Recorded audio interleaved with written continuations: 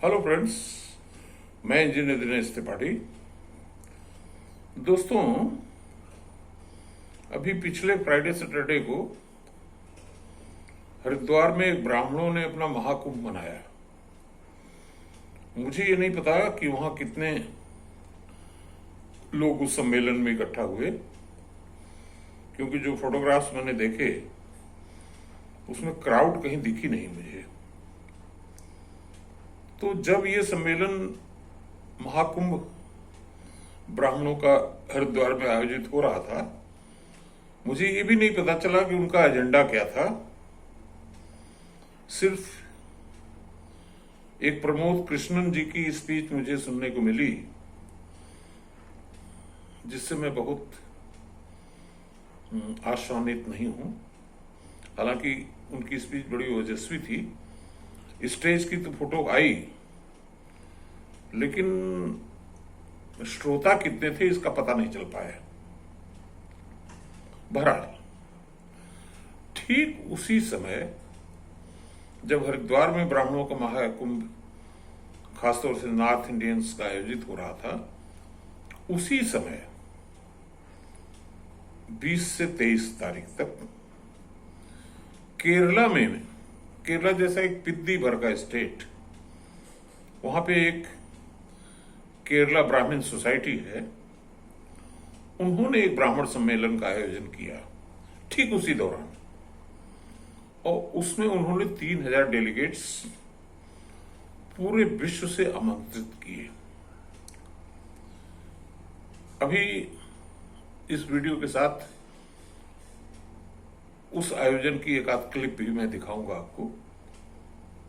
उससे आपको पता चलेगा कि एक छोटा सा स्टेट केरला ब्राह्मण सोसाइटी एक आयोजन करता है और एजेंडा सेट करता है, और उसमें जो स्पीकर्स होते हैं ब्राह्मण कम्युनिटी के, वर्ल्ड क्लास के लोग होते हैं।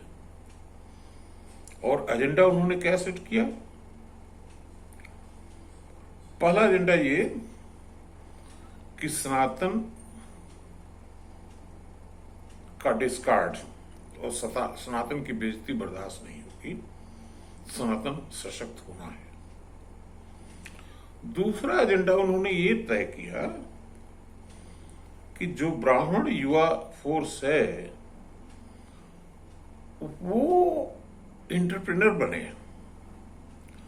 और जीवन के हर क्षेत्र में एक्सेल करे विदाउट टेकिंग एनी रिजर्वेशंस। दोस्तों, ब्राह्मण जो है वो समाज का प्रदर्शक है, वो क्रीम है, उसको आप नीचे ढकेल नहीं सकते, वो रहेगा टॉप पे। वहां पे तमिलनाडु की भी समस्या डिस्कस हुई। दोस्तों, मैं आपको बताता चलूं कि तमिलनाडु में आज की तारीख में ब्राह्मणों की जनसंख्या मात्र 1% रह गई है, लेकिन जो वो 1% है वो क्रीम है। छोटे से 2 उदाहरण मैं देता हूं। शिवनादर, जो HCL टेक्नोलॉजीज के संस्थापक हैं।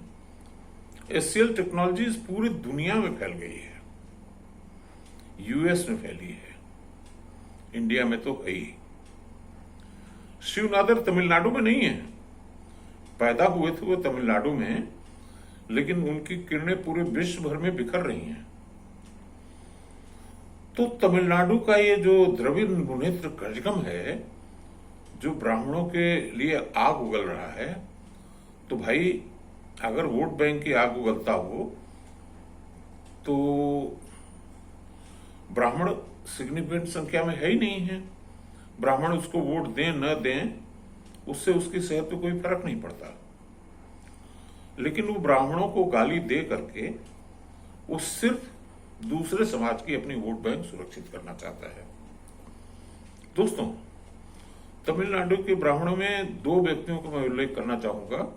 एक तो शिवनादर साहब का, और दूसरा जो TVS के संस्थापक हैं, उनका नाम है TVS अयंगर।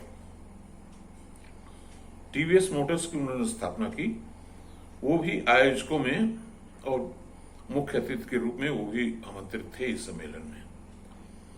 और की नोट एड्रेस में उन्होंने यही दो चीज कही कि एक तो सनातन की रक्षा करना है, दूसरी चीज कि पथ प्रदर्शक के रूप में ब्राह्मण को नौकरियों के पीछे न भाग करके एंटरप्रेन्योर बनना है।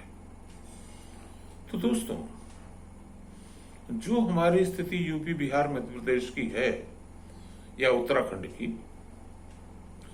हम 1000 IAS की पोस्ट के लिए घर से बोरिया बिस्तर ले करके कोचिंग सेंटर में जा रहे हैं, कोई स्किल नहीं सीख रहे हैं। अब जरा सोचिए कि अगर यूपी में मान लीजिए कि 10% ब्राह्मण हैं, यानी कि 2.5 करोड़, तो भाई 1000 की 1000 पोस्ट भी अगर तुम्हें दे दी जाए तो तुम क्या उखाड़ लोगे? 2 करोड़ 40 लाख में 1000 ही तो लोग नौकरी पा पाएंगे। तो ब्राह्मण पथ प्रदर्शक है तो उसे रिजर्वेशन की लड़ाई में और नौकरी की लड़ाई में से निकल करके उसको समाज को मार्ग प्रशस्त करना है, उसको रोजगार खुद सृजित करने हैं। वो रोजगार की तलाश में उसको भटकना नहीं है। और रही बात राजनीति की, तो राजनीति में तो सशक्त होगा, एकजुटता होनी चाहिए, राजनीति में सशक्तिकरण होना चाहिए। लेकिन जो हमारी मुख्य धारा है, वो मुख्य धारा नौकरी खोजू से हट करके एंटरप्रेन्योरशिप की तरफ। अब आइए कर्नाटका में चर्चा कर लेते हैं। कर्नाटका में NR नारायण मूर्ति को देख लीजिए, वो IITian थे, उन्होंने इन्फोसिस बनाई। अगर वो IAS में चले जाते तो क्या कर लेते? अपना परिवार संभाल लेते, अपनी कोठी बंगला बना लेते, लेकिन लाखों रोजगार जो उन्होंने सृजित किया वो शायद ना कर पाते। इसलिए सर्वजन सनातन पार्टी के लोगों से मेरा अनुरोध है कि अपनी दिशा सिर्फ राजनीति और नौकरी तक न सीमित रखें, बल्कि ब्राह्मण की जो युवा शक्ति है उसको रास्ता दिखाएं कि वो क्या करे। दोस्तों, यहां मैं एक एल्विन टॉफलर, एक अमेरिकन इकोनॉमिस्ट थे जो इंडिया में भी रहे हैं और इंडिया के बारे में बहुत कुछ, भारत के बारे में उन्होंने बहुत कुछ लिखा है। और उनकी एक पुस्तक थी पावर शिफ्ट। पावर शिफ्ट उस दौर में जब वाजपेयी जी का चुनाव चल रहा था, उस समय अडवाणी जी हेलीकॉप्टर में इस पुस्तक को पढ़ रहे थे। उस पुस्तक के मुख्य पृष्ठ पे पावर शिफ्ट यानी कि सत्ता किसके पास आएगी, तो मुख्य पृष्ठ पे 3 शब्द लिखे थे, नॉलेज, वेल्थ, वायलेंस। यानी कि पावर प्रथम दृष्टया उसके पास आएगी जिसके पास नॉलेज हो। ब्राह्मण नॉलेज का सूचकांक है। ब्राह्मण नॉलेज में क्यों नहीं एक्सेल कर रहा है? अरे भाई, नॉलेज में एक्सेल करो, सुपर पावर खुद बन जाओगे। ये छुट भैये जो राजनीतिज्ञ हैं ये सब डिमिनिश हो जाएंगे, क्योंकि ये रोजगार क्रिएट ही नहीं कर पाएंगे, क्रांतियां होंगी, बेरोजगारी फैलेगी। इसलिए मेरा सिर्फ ये निवेदन है कि तुम क्रीम हो और क्रीम सोचो, समाज को दिशा देने के बारे में सोचो, समाज से लड़ो मत। बात तो बहुत लंबी फैल जाएगी, लेकिन ब्राह्मण का मतलब ज्ञान से है। अपने ज्ञान का संवर्धन करो और नौकरी छोड़ो, राजनीति में अपनी जगह बनाओ, लेकिन राजनीति में जगह बनाने के लिए तुम्हें पथ प्रदर्शक बनना पड़ेगा। जो अंधी रेस है, रैट रेस है, उससे बाहर निकलो। ये मेरा संदेश है। धन्यवाद।